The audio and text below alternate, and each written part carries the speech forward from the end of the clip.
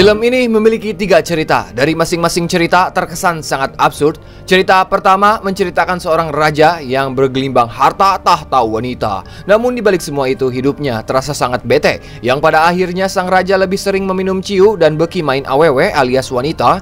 Bertahun-tahun sang raja ingin mempunyai istri yang tulus mencintainya dan tidak memandang fisik serta merek motor. Kemudian adegan berpindah memperlihatkan 2 orang wanita yang bernama Dora dan Ima. Ini orangnya di umur yang tak lagi muda yang sudah bau tanah. Mereka belum pernah sama sekali menikah atau dibelai oleh seorang lelaki. Si Dora lebih dikenal sebagai pribadi yang suka berbohong, sedangkan Ima sendiri cenderung polos walaupun sudah tua. Biarpun begonoh, mereka sangat yakin suatu saat nanti pasti akan datang seorang pria yang tulus mencintai mereka apa adanya, yang tentunya tidak memandang fisik dan umur.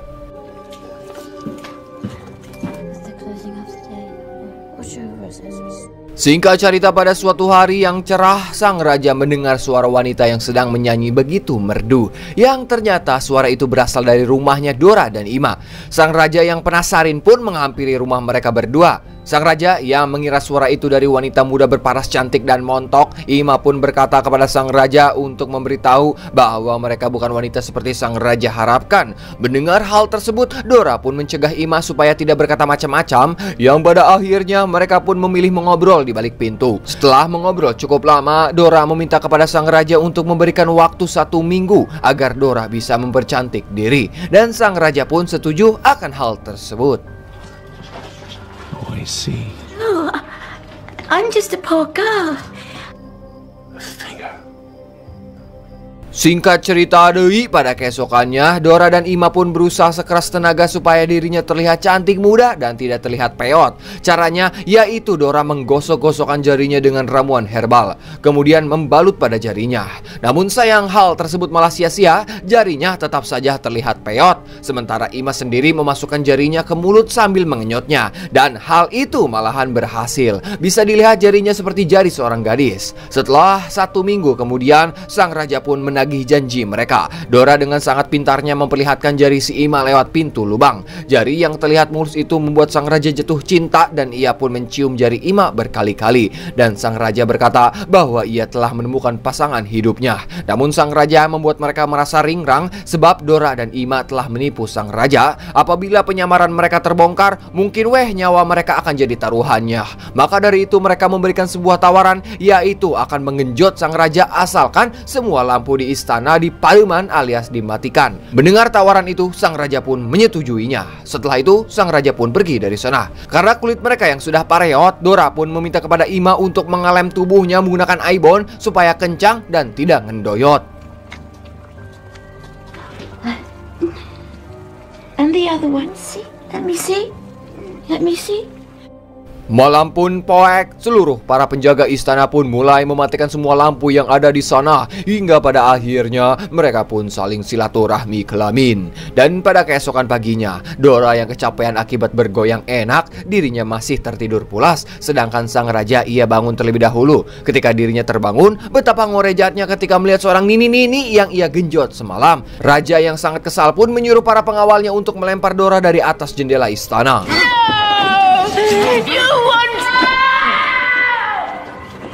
Namun betapa beruntungnya si Dora masih bisa selamat akibat selimut yang ia bawa tersangkut di ranting tatangkalan.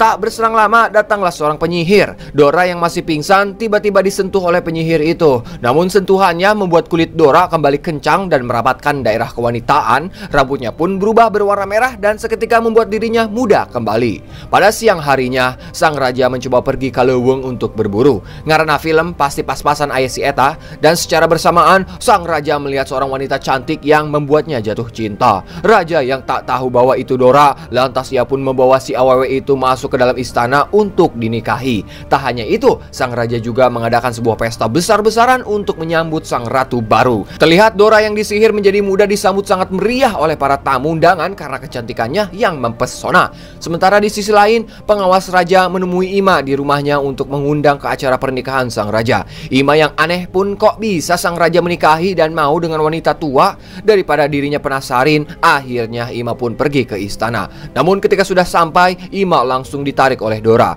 Melihat Dora kembali awet muda, dirinya sangat tidak percaya kepada kakaknya yang bisa berubah menjadi wanita cantik dan kembali muda. Ima juga menanyakan, apa sih rahasianya supaya bisa seperti kamu? Dora berkata, yaitu dengan menguliti kulit lamanya tersebut. Loh.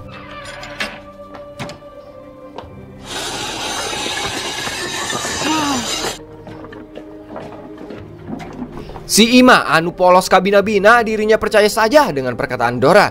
Tanpa banyak omon-omon, ia pun langsung pergi ke tukang pandai besi. Si pandai besi itu kita sebut saja si Kanta. Dengan sangat polosnya, si Ima meminta untuk menguliti tubuhnya. Pada awalnya si Kanta embungen alias nggak mau. Namun setelah Ima membayarnya dengan sebuah gelang, si Kanta pun setuju. Setelah itu, si Kanta pun membawa Ima ke dalam hutan. Dan di sana ia pun dikuliti hidup-hidup.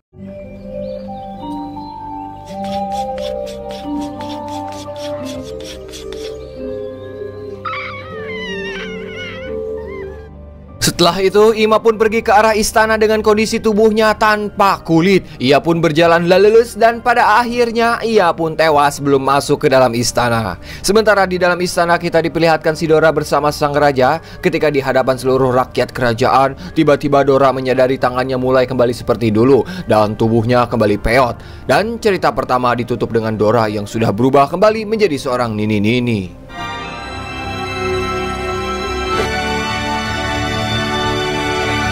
Pada cerita kedua, kita akan menceritakan seorang raja dan ratu dari kerajaan Long Trellis. Masyarakat kerajaan pun menganggap bahwa sang raja dan ratu adalah pasangan yang sempurna. Padahal di balik semua itu, sang ratu ternyata mandul dan tidak bisa memiliki keturunan. Hal itu mengakibatkan emosi dari sang ratu menjadi labil. Demi sang istri tercinta, sang raja sudah mencoba beberapa pengobatan alternatif, mulai dari totok punggung, bekam, ruqyah, namun pada akhirnya tetap nihil. Tak hanya itu, sang raja pun selalu mengadakan pesta, juga mengundang pemain sirkus. Akan tetapi di tengah permainan berlangsung, ternyata ada salah satu pemain yang sedang reneh alias hamil. Ratu yang melihatnya pun cemburu dan langsung pergi ke kamarnya sambil memarahan dan mengacak-acak seperti baskom, piring, talanan, segala perabotan dibalang-balangkeun.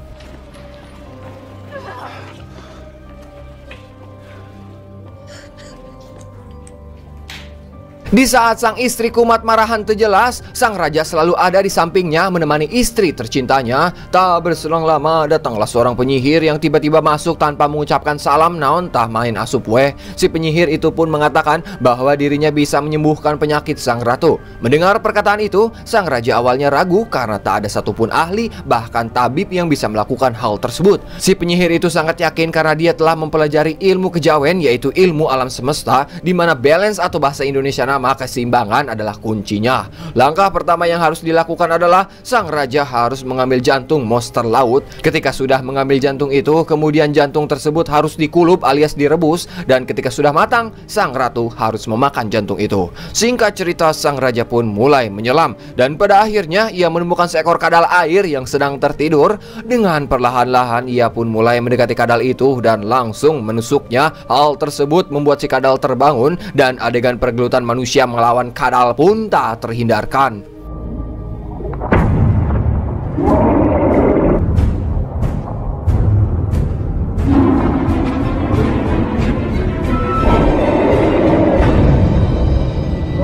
Di balik pertarungannya melawan kadal, pada akhirnya sang raja berhasil mengambil jantung dari kadal itu. Namun sayangnya, ia juga harus meninggal akibat pergelutannya yang sangat brutal. Namun anehnya, terlihat dari raut wajah si istri tidak terlihat sedih sedikit pun.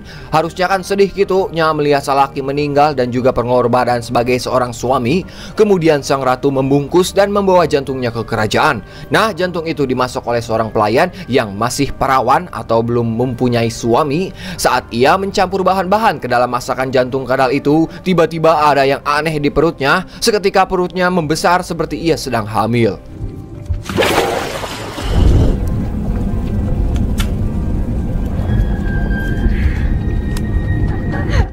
Setelah jantungnya matang dan siap dikonsumsi, sang ratu pun langsung memakan jantungnya dengan sangat lahap. Singkat cerita, akhirnya sang ratu bisa memiliki seorang anak. Ia pun pada akhirnya melahirkan. Namun di waktu yang bersamaan, si pelayan juga sama-sama ikut melahirkan. Anak sang ratu diberi nama Elias dan anak si pelayan diberi nama Jonah. 16 tahun kemudian, terlihat Elias bahagia dengan ibunya yang merupakan ratu kerajaan. Sedangkan Jonah tinggal di gudang bersama ibunya. Meskipun mereka berbeda ibu, fisik Elias dan Jonah memiliki banyak kesamaan, mulai dari rambut, alis, bulu ketek, bulu mata, bulu kanjut, dan bulu-bulu lain sama berwarna putih. Dan warna putih itu seperti monster air yang diambil jantungnya. Karena itulah mereka adalah sahabat yang tidak bisa dipisahkan. Namun dibalik semua itu, kedekatan mereka tidak disetujui oleh sang ratu karena si Elias lebih banyak menghabiskan waktunya bersama Jonah. Untuk itu sang ratu menyuruh para pelayan agar menjauhkan Jonah dari Elias. Namun larangan adalah perintah, mereka masih tetap bermain bersama secara diam-diam.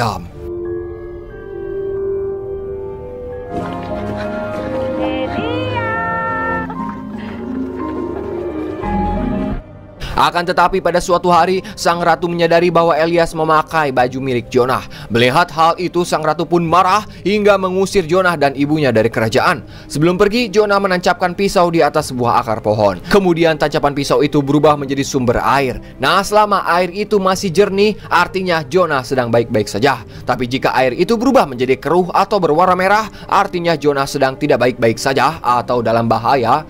Setelah kepergian Jonah, Elias selalu mendatangi mata air itu. Namun pada suatu hari, Elias melihat air pada pohon itu berubah menjadi merah, yang artinya Jonah sedang dalam bahaya. Tak pikir panjang lagi, Elias pun langsung pergi mencari Jonah sampai dirinya lupa berpamitan kepada ibunya.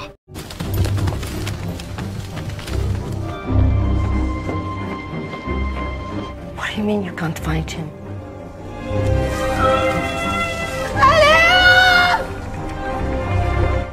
Dan sampailah Elias di sebuah desa. Terlihat di sana ia langsung dihampiri oleh seorang wanita, dan wanita itu adalah istri Jonah. Ia mengira kalau Elias adalah suaminya karena mereka berdua mempunyai fisik yang sama. Elias pun memberitahu kalau dirinya sedang mencari Jonah. Istri Jonah pun menjawab kalau Jonah sudah menghilang 5 hari. Sang istri juga mengatakan ia terakhir melihat Jonah di hutan. Lantas Elias pun langsung pergi ke dalam hutan untuk mencari Jonah. Sementara di kerajaan, sang ratu mulai gelisah dan khawatir karena Elias sudah beberapa hari menghilang. Ia pun kembali menemui si penyihir dan meminta supaya Elias kembali. Si penyihir itu pun menjawab, jika mau Elias kembali, maka harus ada nyawa yang dikorbankan. Demi anak tercintanya, sang ratu pun menyerahkan nyawanya untuk dikorbankan. Sementara Jonah dirinya sudah berada di sebuah gua dan tebing-tebing yang curam. Terlihat tubuh Jonah nampaknya penuh dengan luka. Entah kenapa ia bisa berada di sana. Tak berselang lama, muncullah seekor kelelawar raksasa yang menyerang. Jonah yang sangat ketakutan pun ngajowak sekeras mungkin hingga terdengar oleh Elias yang berada di atas. Mendengar suara teriakan itu, Elias berusaha menolong Jonah dengan menusuk kelelawar itu menggunakan pedangnya.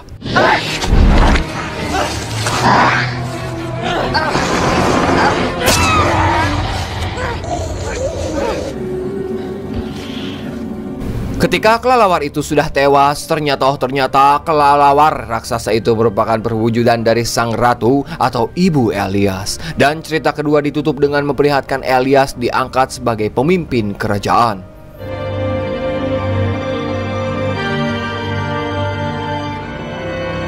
Pada cerita ketiga, kita akan berfokus kepada seorang raja yang gila. Penyebab kegilaannya adalah akibat sang istri telah meninggal. Ia hanya mempunyai seorang putri bernama Violet. Ini si cantiknya. Namun sang raja tidak pernah sayang pada anaknya itu, terkesan cuek sabdo teuing rek kumaha ge. Dan pada suatu hari, ketika sang raja sedang calik alias duduk, terdapat seekor kutu yang menyerot darah di tangannya. Bukannya dikelepak, sang raja malah membiarkan kutu itu, kemudian menyimpannya di sebuah toples. Hari demi hari, sang raja terus memperhatikan kutu itu. Bahkan sang raja saking terobsesinya, ia rela memberikan darahnya hanya untuk makanan dari si kutu.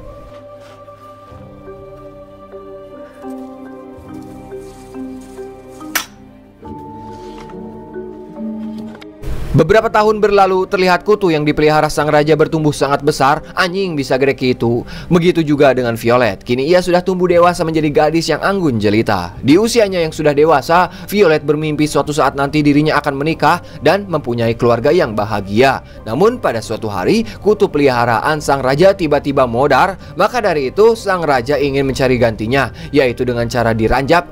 Non bahasa Indonesia teh, mengulitik itulah. Kemudian sang raja berkata kepada Violet, ia akan mengizinkannya menikah asalkan calon suaminya tahu hewan apa yang telah dipelihara sang raja. Tentu saja hal itu membuatnya merasa aneh dan marah karena ia ingin mencari calon suaminya sendiri dan tidak mau dijodohkan. You will love him, Val. You must live a while longer with your old father. Singkat cerita, akhirnya para lelaki yang akan mengajukan diri menjadi suami Violet pun mulai berdatangan ke istana. Mereka langsung dites satu persatu, mulai dari melihat, meraba, menerawang kulit kutu milik sang raja. Namun dari sekian banyak lelaki tidak ada yang tahu kulit hewan apa itu. Setelah sekian pria yang ada di situ tidak bisa menjawab, tiba-tiba datang satu orang pria dengan tampang yang menyeramkan. Ia pun mencoba mencium kulit itu. Kemudian pria itu mengatakan, kulit kutu iya mah. Bahkan dia juga akan membawakan kutu lagi untuk sang raja. Sang raja yang mendengarnya pun langsung memberi restu kepada lelaki itu. Free.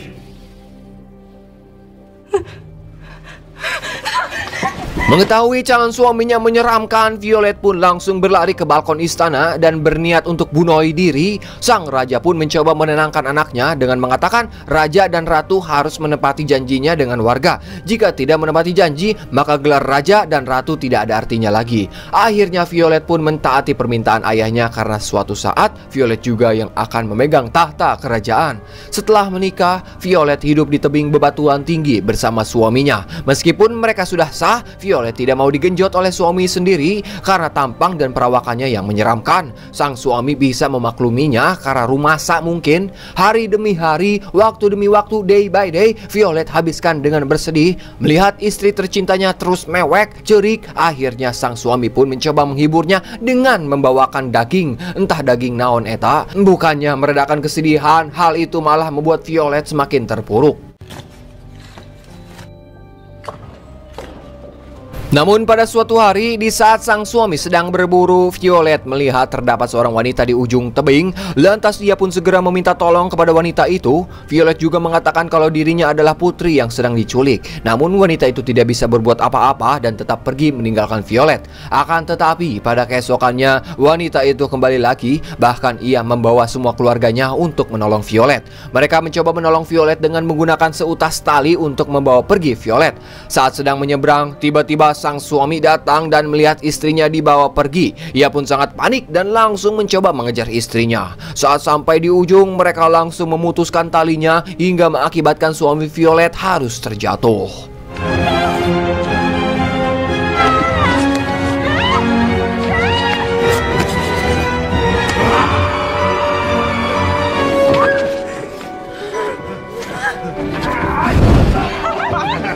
Ketika di tengah perjalanan, Violet dan yang lainnya tampak bahagia karena mereka telah berhasil menyelamatkan Violet. Namun tiba-tiba suami Violet datang dan menghajar semua orang yang berada di sana.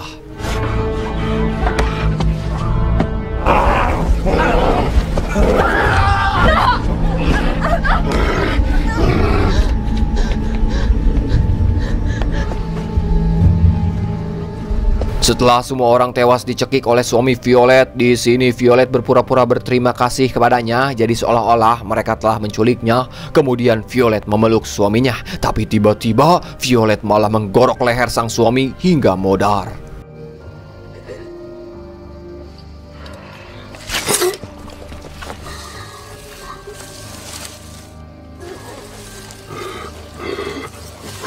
Setibanya di istana, terlihat Violet membawa kepala suaminya ke hadapan sang ayah. Ia berkata, inikah yang ayah inginkan? Melihat hal itu, sang raja menangis karena ulah dirinya sudah merubah anak gadis cantik dan anggun menjadi wanita ganas, sehingga menyebabkan warga tak bersalah menjadi sasaran anaknya sendiri. Dan cerita ditutup dengan memperlihatkan Violet yang diangkat menjadi ratu kerajaan.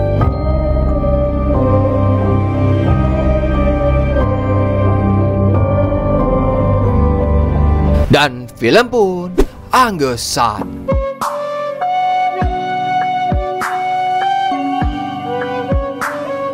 Tiga segmen di film ini merupakan kesatuan utuh, yaitu memiliki setting yang sama dan masing-masing memiliki sosok raja yang hidup bertetangga walau tidak pernah ditampilkan mereka saling mengobrol.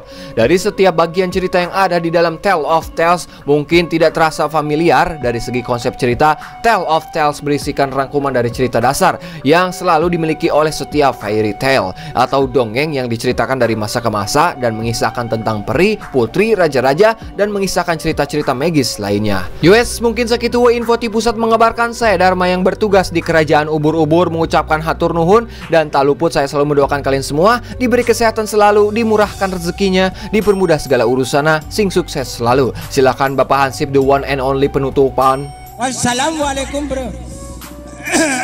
Atas nama ya.